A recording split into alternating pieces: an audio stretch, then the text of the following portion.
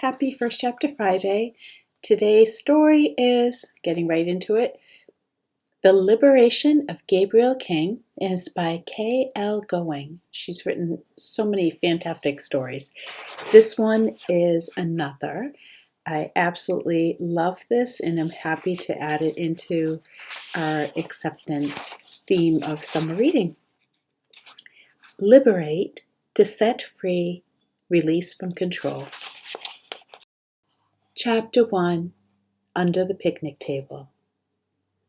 My best friend, Frita Wilson, once told me that some people were born chicken.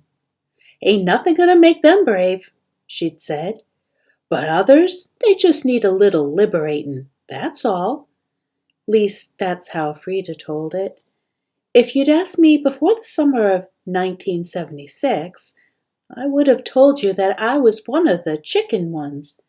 If you could count on anything, it was that I, Gabriel Allen King, didn't do anything scary.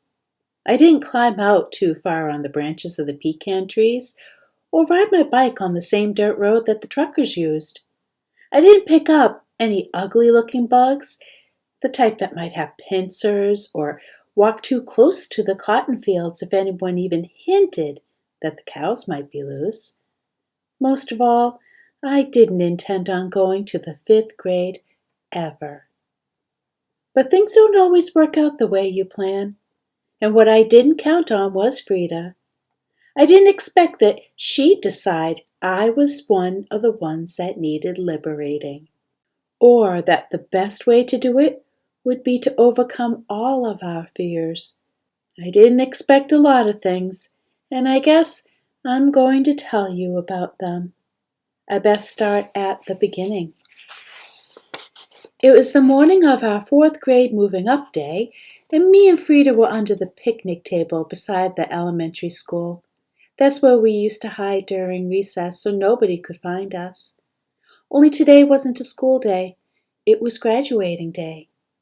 We could hear all the noise coming from the schoolyard just around the corner.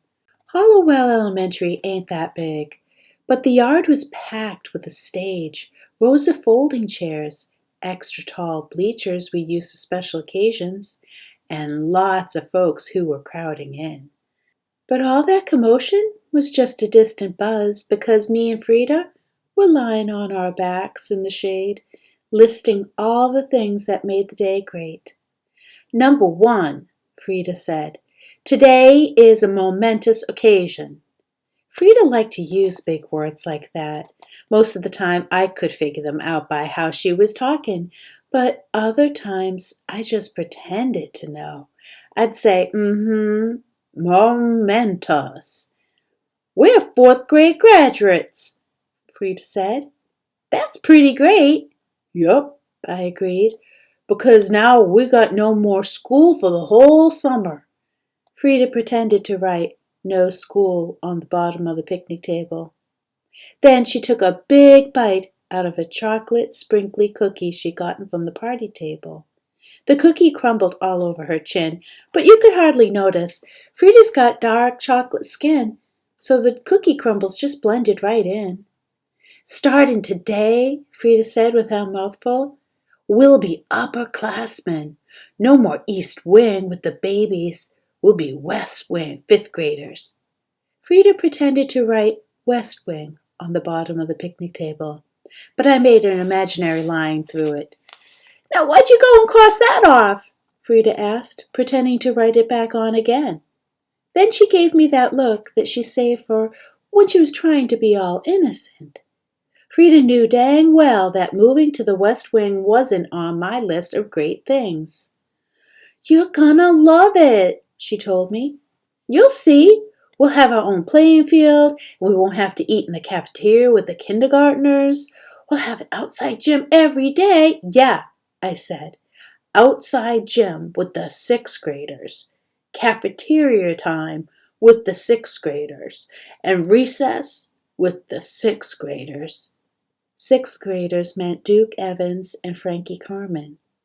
I had a whole year free from torment since they'd moved to the West Wing ahead of us, but 1 year was definitely not enough. All the teachers in the West Wing are super mean, I added, settling myself into being stubborn.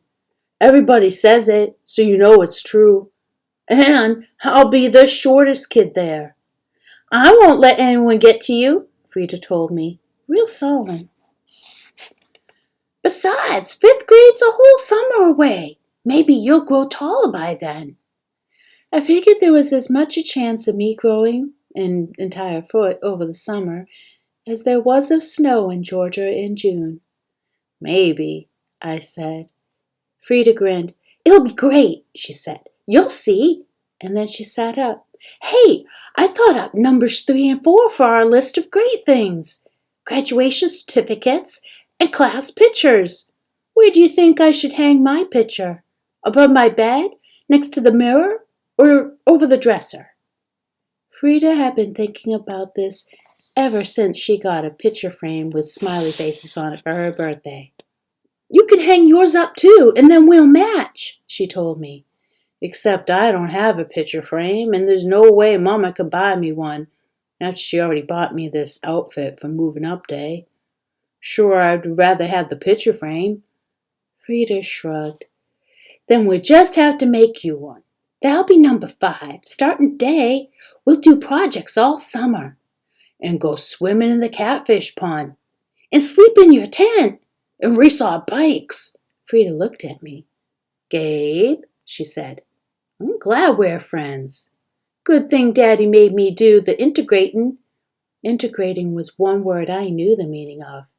Frida had said it lots of times, and I used to think it meant visiting. It turns out it really means to make something whole again, putting parts back together. That made good sense, because before the Wilsons moved here, there was a Frida-sized hole right next to me. Wish we could sit next to each other at the ceremony, I said. But I'll whistle extra loud when you get your certificate. I'll cheer enough for 10 people, and I'll stand up and wave so you can see me from the stage. Promise? Frida asked. Promise.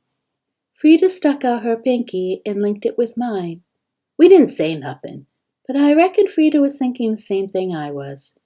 Sure was perfect down here. I could have stayed there forever. Only right then we heard our teacher, Ms. Murray, calling people to line. Tyler Zach, Andrew Womack, Frita Wilson. Frida handed me the last sprinkly cookie, the one with the most sprinkles. See you later, she said, ducking out from under the picnic table. See ya, I said. Then I whistled one of my super-duper whistles, so she'd hear just how loud I could be when I wanted. Frida turned back one more time and grinned before taking off in a cloud of dust. I lay back and I thought how this was going to be the best summer ever. This was the year of the bicentennial, the 200th birthday of the United States of America, and our very own Governor, Jimmy Carter, was running for president. That meant there'd be parties, parades, and rallies, not to mention the hugest fireworks we'd ever seen on the 4th of July. The way I figured it, if me and Rita made a list of all the great things about the summer of 1976, it would be full to overflowing. At least, that's what I thought. All right, in order to set up the rest of the story, I will read the second chapter, but it is quite short, but truly it does make sense why I read this. Chapter 2, Waylaid. Sometimes life has a way of waylaying things. I was sitting there under the picnic table, waiting for my name to be called, and about to eat the last best sprinkly cookie when suddenly 2 sets of feet were scratching at the dust, and life went from perfect to perfectly rotten in 30 seconds flat. If it ain't little Gabriel King. It was Duke Evans, the biggest, meanest, most rotten 5th grader ever. Only he was about to become a 6th grader, with a certificate to prove it. And as Frida said, that made him certifiably worse. What grade are you going into next year? Kindergarten? That was Frankie Carmen, Duke's best buddy. Nah, Duke said. He's gonna be with us next year. Ain't that right, Gabe?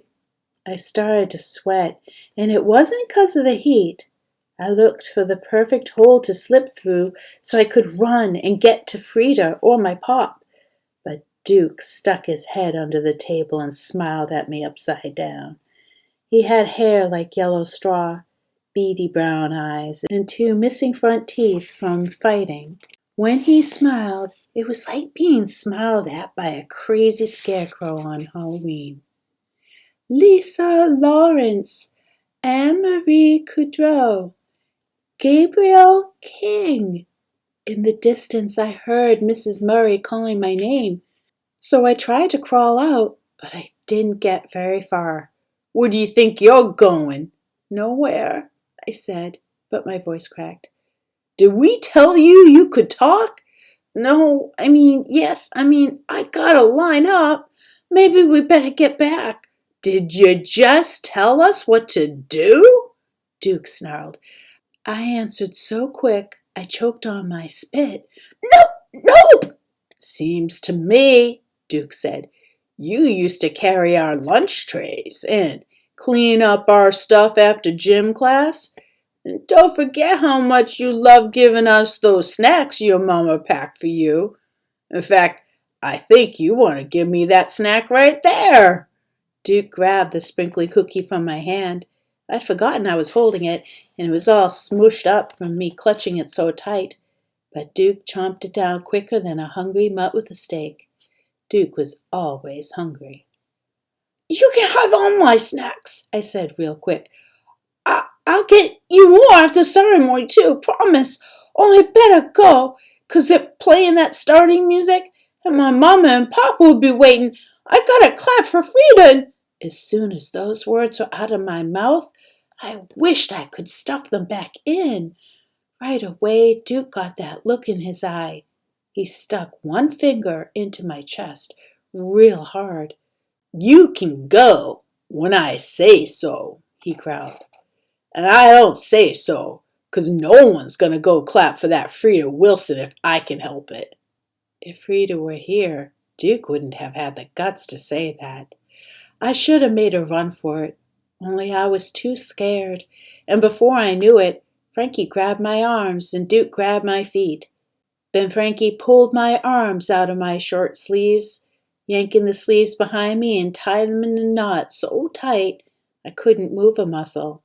Let's see you try to clap for your girlfriend now, he said, leaning in until his face was right next to mine. He laughed, like that was so funny, and shoved me to the ground. I landed on my butt in a puff of red dust.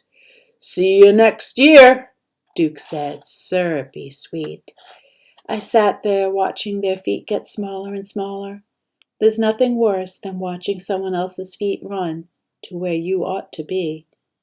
I pulled hard at my shirt sleeves, but that knot wouldn't budge.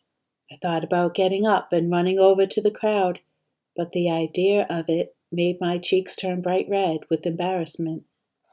Plus, what if Duke and Frankie were waiting for me? I could hear the ceremony starting and everyone clapping. The principal was making his speech about what a fine year it had been at Hollowell Elementary. He called out the names for everyone to get their certificates. First the kindergartners, then the first, second, third graders, and then he was calling out the names for my class. Miranda Tuttle, Frida Wilson. The principal called Frida's name in the distance, and I whistled and hollered loud as I could, just like I promised. But I knew no one could hear me. That's when I gave up, and I shuffled under the picnic table in shame. I thought of the imaginary list me and Frida had made, and in my mind I crossed off everything. This wasn't a great day or a momentous occasion. It was the worst day. I'd broken my pinky swear to Frida. I'd never done that before, not even once. I thought about Duke and Frankie, and then I thought about my best friend walking across that stage, listening for my extra loud whistle. That just about killed me. If this was what the 5th grade had in store for me, I didn't think I could stand it. There were some things in life a man could not be forced to endure, and it was looking like 5th grade was going to be one of them. All right, now you can see why this just hooks you right away and why you need to hear that second chapter. And it's not a long book, but boy, it's got such a great emotional impact, and the friendship between these two and the things that they do for each other and how they grab other people in their like sphere and have a positive impact on them. It's just amazing. So please read this book. You will love it, I am sure. And have a great week, everyone.